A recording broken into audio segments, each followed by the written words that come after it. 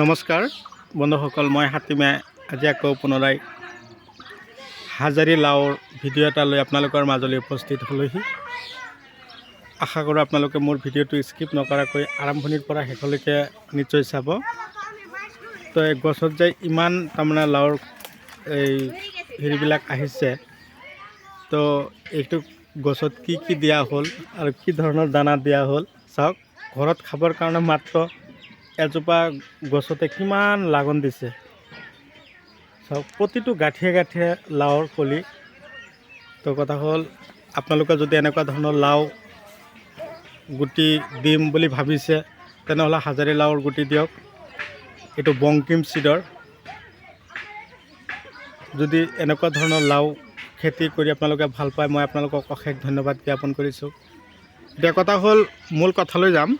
এই লাওৰ গুটি দিয়াৰ আগমুহূৰ্তত আপোনালোকে হিমুক আৰু ফলভিক এচিড থকা দানা যিটো আছে, এই দানাটো আপোনালোকে ৰেডি ৰাখিব। আৰু যেতিয়া গছৰ পুলি ৰুব বা গুটি ৰুই দিব, সেই সময়ত আপোনালোকে শুকান গোবৰ আৰু মাটি ধুনীয়াকৈ মিক্স আপ কৰি আৰু সেই ঠাইতে আপোনালোকে লাওৰ গুটি দিব।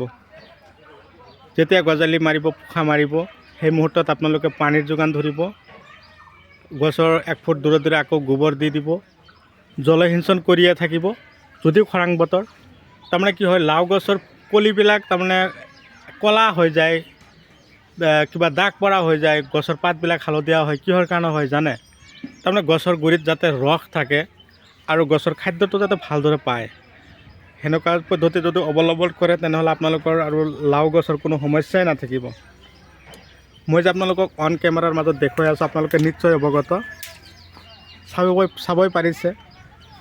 কেৱল এনেকুৱা ধৰণৰ সমস্যা চাব পাৰিছে। এইটো গেলি গৈছে, এইটো কিন্তু ফাংগিচাইড। সৰু সৰু আৰু লাওবিলাক ফুটা কৰে, এই বৰলে সৰু সৰু ফুটা কৰি দিয়ে আৰু তেতিয়া হালধীয়া হৈ যায়। আৰু গছটো ইফালে যে একদম পূৰা বগাই আহিছে, চাব পাৰিছে। এই চাওক, প্ৰতিটো গাঁঠিয়ে গাঁঠিয়ে লাও লাগিছে।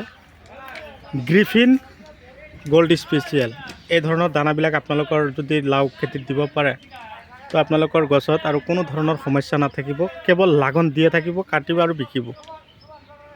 ভিডিঅ' চাই কেনে পালে কমেণ্ট কৰিব। যদি নতুন ভিউৱাৰ্ছ হিচাপে আছে তেনেহ'লে ছাবস্ক্ৰাইব কৰিব।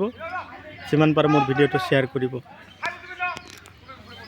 তো আজিলৈ এইখিনিতে এৰিছোঁ। পৰৱৰ্তী ভিডিঅ'ত পুনৰাই আপোনালোকক লগ পাম বুলি আশা ৰাখি আজিৰ ভিডিঅ' মই এইখিনিতে সমাপ্ত মাৰিছোঁ। পৰৱৰ্তী ভিডিঅ'ত লগ পাম। ধন্যবাদ।